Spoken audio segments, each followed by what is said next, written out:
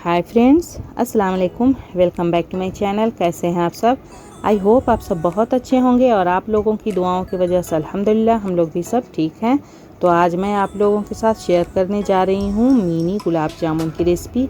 ये घर के ही कुछ चीज़ों से झटपट तैयार हो जाता है, तो आप लोग इसे ज़रूर ट्राई करके देखिएगा। तो चलिए बनाना स्टार्ट करते हैं।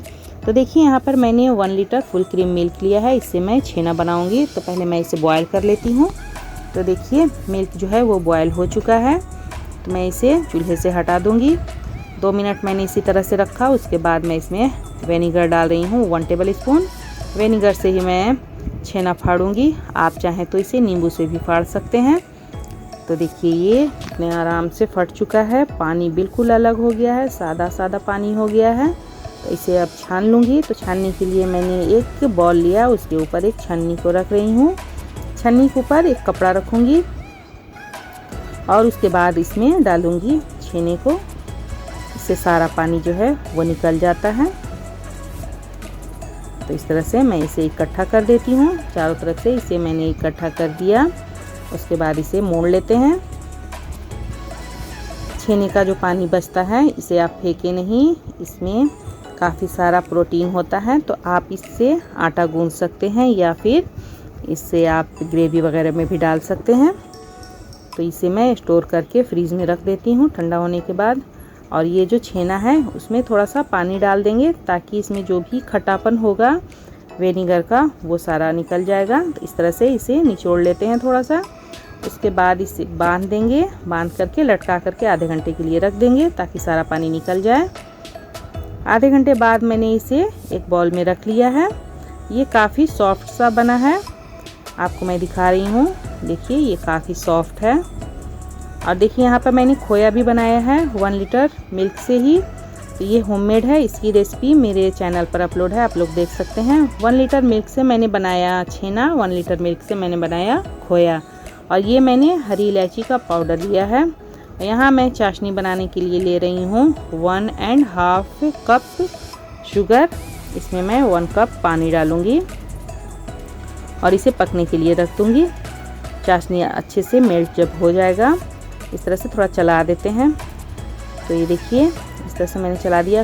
चाशनी जो है वो अच्छे से पक रहा था। तो मैंने इसमें डाल दिया है 1 टीस्पून नींबू का रस। इससे क्या होता है कि जो भी शुगर में इम्प्योरिटी होगी वो सब ऊपर में आ जाएगा। तो मैं इसे कलछी से हटा दूँगी। अब मैं जा रही हूँ छेने को मसलने के लिए।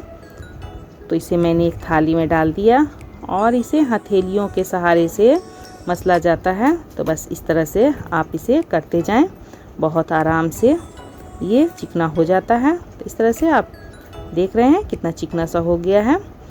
तो ये मेरा छेना जो है चिकना हो करके रेडी हो गया है। तो इसे साइड में रख देते हैं। देख रहे हैं ना कितना चिकना है। अब मैं खोए को चिकना करूँगी। खोए को भी मैंने थाली में रख लिया और इसे इस तरह से मैं मसल रही हूँ। एक साथ खोया और छेने को नहीं मसलते हैं, अलग अलग दोनों को मसला जाता है। उसके बाद इसे मिक्स किया जाता है। इसमें मैं डाल रही हूँ 1.5 टीस्पून मैदा। ज़्यादा इसमें मैं मैदा नहीं डालूँगी, बस थोड़ा ही सा मैदा डाल रही हूँ। और इसे फिर से चिकना करना है ताकि मैदा, खोया और पनीर जो है वो अच्छे से मिक्स हो जाए। मैंने इसमें डाल दिया है थोड़ी सी इलायची का पाउडर और फिर से इसे मसलना है। तो बस इसे हथेलियों के सहारे से मसलते जाएं। तो टोटल वक्त मुझे लगा है चिकना करने में 8 मिनट। 8 मिनट में ये अच्छे से चिकना हो गया है। और इसे 4 हिस्सों में मैं डिवाइड कर दूंगी। इसलिए 4 टुकड़े कर देते हैं ताकि इसे लंबा करने में आराम हो जाएगा। तो आप चाहे तो हाथ से कर लें लंबा, या फिर थाली पर रख करके इस तरह से लंबा कर सकते हैं। लंबा इसलिए करते हैं ताकि टुकड़े आराम से कट जाएं। तो देखिए मैं इसे छोटे छोटे टुकड़ों में कट कर रही हूँ। टुकड़े कट करके एक बार रख लेने से क्या होता है कि जल्दी जल्दी गोल गोल बन जाता है। तो इसलिए ही टुकड़े करते हैं।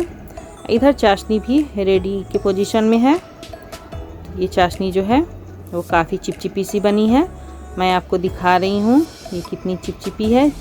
गुलाब जामुन का जो चाशनी होता है वो एक तार या 2 तार वाली चाशनी नहीं होता है, बस इसको चिपचिपा सा बनाना है। मैं इसे 2 हिस्सों में डिवाइड करूँगी। एक हिस्सा गाढ़ा रहेगा और दूसरे में मैं पानी डालकर इसे पतला करूँगी। तो आधे को मैंने निकाल दिया है और आधे को मैंने उसी पतीले में रख कर के हाफ कप पानी डाल दिया और इसे इस तरह से चला दिया है। इसको पतला रखते हैं। 2 तरह की चाशनी रखने का क्या रीज़न है मैं आगे आपको दिखाऊंगी। 1 टेबल स्पून और मैंने इसमें वाटर डाला है और इसे इस तरह से चला दिया है। सारे टुकड़ों को मैंने कट कर लिया। अब मैं एक एक टुकड़ा लेकर के इस तरह से इसे गोल गोल बनाऊंगी। बहुत आराम से ये गोल गोल बन जा रहा है, बस इसे इस तरह से बनाते जाएं। फ्रेंड्स, आप लोगों को मेरे बनाने का तरीका कैसा लगा आप लोग कमेंट करके मुझे ज़रूर बताएं। अगर आप लोगों को मेरी ये रेसिपी अच्छी लगे तो प्लीज़ इसे लाइक ज़रूर करें, अपने सभी जानने वालों के साथ इसे शेयर भी करें और अगर आप मेरे चैनल पर नए हैं तो प्लीज़ इसे सब्सक्राइब भी कर दें और बेल आइकन को भी प्रेस कर दें ताकि मेरे आने वाली हर एक वीडियो की नोटिफिकेशन आपको सबसे पहले मिल जाए। तो देखिए यहाँ गुलाब जामुन तैयार हो गया है गोल गोल। अभी इसे फ्राई करना है। मिनी गुलाब जामुन बहुत सारे डिज़र्ट में यूज़ में आता है या फिर आप इसे किसी पार्टी वगैरह में स्टार्टर के तौर पर भी यूज़ कर सकते हैं। ये बहुत काम में आने वाली चीज़ है। तो गुलाब जामुन जो है वो गोल गोल बन गया है। ऑयल भी इधर गर्म हो चुका था, मैंने हाथ से चेक किया तो इसमें से गर्म होने का एहसास हो रहा था, तो मैंने इसमें गुलाब जामुन को डालना शुरू कर दिया है। ध्यान रखें कि ऑयल को धुआं उठने तक गर्म नहीं करें। अगर ऑयल जो है धुआं उठने तक गर्म हो जाएगा और आप उसी वक्त डाल देंगे गुलाब जामुन को तो गुलाब जामुन जो है फटाफट से ऊपर से सिक जाएगा और अंदर से कच्चा रह जाएगा। तो इसलिए फ्लेम को हाई ना रखें, बिल्कुल स्लो भी ना रखें। स्लो अगर बिल्कुल रखेंगे और उस वक्त गुलाब जामुन को डालेंगे तो वो क्या होता है कि गुलाब जामुन या तो फट जाता है या तो बिखर जाता है। तो इसलिए मीडियम फ्लेम करके ही इसे फ्राई करें और गुलाब जामुन को डालने के बाद फटाफट से आप उसे चलाएं नहीं, 3-4 सेकेंड उसे रेस्ट दें ताकि ऑयल में वो सेपरेट हो जाए, उसके बाद ही इसे चलाएं। तो इस तरह से चारों तरफ से मैं हिला हिला करके इसे पका रही हूँ ताकि वो चारों तरफ से अच्छे से परफेक्ट सिक जाए और कलर बहुत अच्छा सा आ जाए। तो देखिए ये गुलाब जामुन जो है वो फ्राई हो चुका है। मैं इसे अब निकाल दूँगी। निकाल करके इसे मैं पतली चाशनी में डालूँगी। तो ये पतली चाशनी बनाने का यही रीज़न है कि इसे पहले पतली चाशनी में डाला जाता है, उसके बाद इसे गाढ़ी चाशनी में डालते हैं। तो ये भी मैं बता देती हूँ कि पतली चाशनी में इसे ज़्यादा देर तक नहीं रखना है, बस इसे 3 मिनट तक इसे बस रखें पतली चाशनी में। उसके बाद इसे निकाल करके और गाढ़ी चाशनी में डाल दें। तो मैं दूसरे बैच को डाल रही हूँ। सेकेंड बैच भी मेरा फ्राई होने के लिए कढ़ाई में जा चुका है। और एक चीज़ और ध्यान रखना है कि चाशनी जो है बिल्कुल खौलता हुआ नहीं होना चाहिए। चाशनी जो है वो गुनगुना होना चाहिए। ठंडा भी चाशनी ना रखें और ना ही बिल्कुल खौलता हुआ रखें। तो देखिए मैं इसे निकाल करके 3 मिनट मैंने रखा था इसको चाशनी में, उसके बाद मैंने निकाल करके गाढ़ी चाशनी में इसे डाल दिया है। पतली चाशनी में डालते हैं ताकि वो अंदर तक एब्जॉर्ब कर जाए। अगर आप गाढ़ी चाशनी में डाल देंगे तो वो ऊपर से मीठा लगेगा, अंदर से मीठा नहीं लगेगा। तो देखिए ये मेरा गुलाब जामुन जो है वो बिल्कुल रेडी हो चुका है। आप इसे स्टार्टर के तौर पर यूज़ कर लें या फिर किसी डिज़र्ट में डालें। बहुत ही मज़ेदार बना है, बहुत सॉफ्ट बना है। आप लोग इसे ज़रूर ट्राई करके देखिएगा। तो मेरी रेसिपी कैसी लगी आप लोगों को ज़रूर मुझे कमेंट सेक्शन में बताएं। आप लोगों का कमेंट पढ़ के मुझे बहुत अच्छा लगता है, मुझे हिम्मत मिलती है आगे बढ़ने के लिए। तो प्लीज़ आप लोग मेरे चैनल को सपोर्ट करें। अगर आप मेरे चैनल पर नए हैं तो प्लीज़ इसे सब्सक्राइब ज़रूर कर दें और मुझे आगे बढ़ाएं। आप लोगों की सपोर्ट की मुझे बहुत ज़रूरत है। तो आप लोगों की ये रेसिपी कैसी लगी आप लोग ज़रूर मुझे बताएं।